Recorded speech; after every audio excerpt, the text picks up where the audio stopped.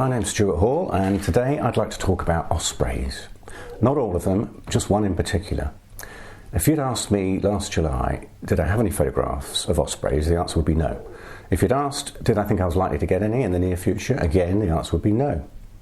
Well, blow me down, a week later an Osprey arrived on the River Teifi in West Wales.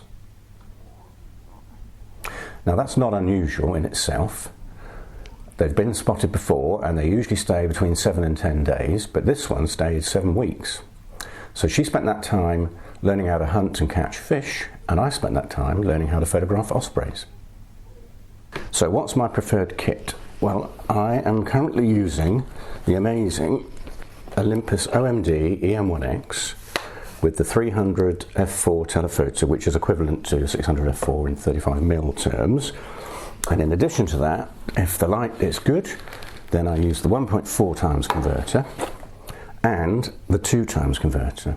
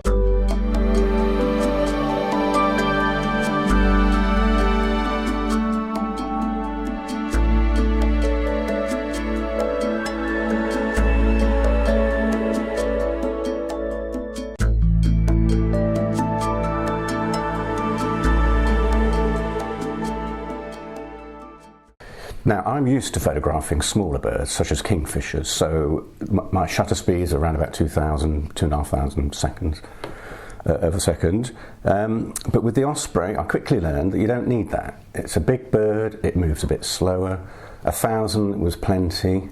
That enables you to lower the ISO so you get better noise, better quality images. I have my camera set up so that it's manual mode, it's aperture the widest usually, shutter speed, as I say, set for about 1,000th. I have it on auto ISO. You do need to dial in some compensation if you're pointing up at the sky. You have to increase by 1/3 or a half a stop or two-thirds of a stop. And when she's perched, then you only need about a 500th of a second shutter speed. And again, you get a better image quality because you have lower noise. I've got 4 custom settings on here. One of them is set to birds in flight, and what I've done there is I've dialed in a higher shutter speed, so 1/1600th of a second. I've also dialed in a slightly larger AF pattern, so it covers probably about 1/4 of the central frame.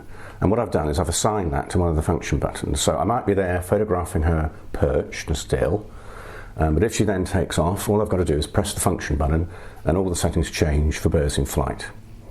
Press it again and it goes back to the way it was.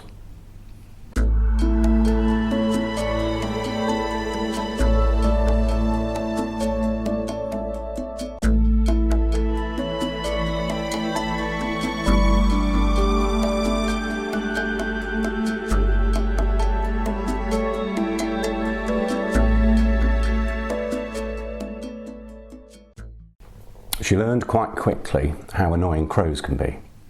And crows are clever birds and they work in pairs quite often. So one would try to distract her while the other one would then try and grab the fish from her. So I don't think it was as much they didn't like her, a big predator bird. It's they just wanted to try and catch or take her fish that she'd caught.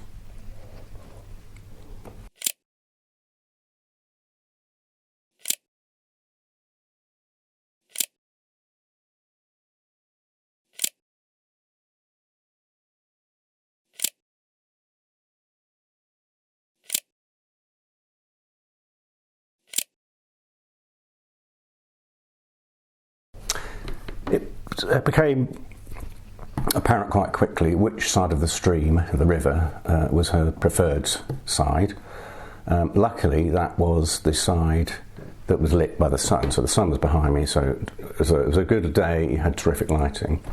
She then had a favourite about five or six perches, and again, luckily, one of her favourite perches was at one of the narrowest points on the river. So it was a question then of just waiting for her to turn up, and waiting and waiting and waiting. And sometimes you get lucky and sometimes you don't. But the first 3 attempts, I didn't do very well. I didn't know what to expect, how she was going to fish. I kind of imagined she'd be zooming across the water, talons outstretched in front of her, ready to grab a fish. Well, what happened in the first 3 attempts is she just plunged, basically, from the tree, from the perch, straight down into the river, on top of a fish, grabbed it, took off, flew along the river, did a U-turn and back to the perch. So again, first 3 attempts, failure. But after that, you learn and you adjust your technique, and you kind of know roughly where she's going to hit the water, which direction she's going to come out and fly across to. So it's a learning curve.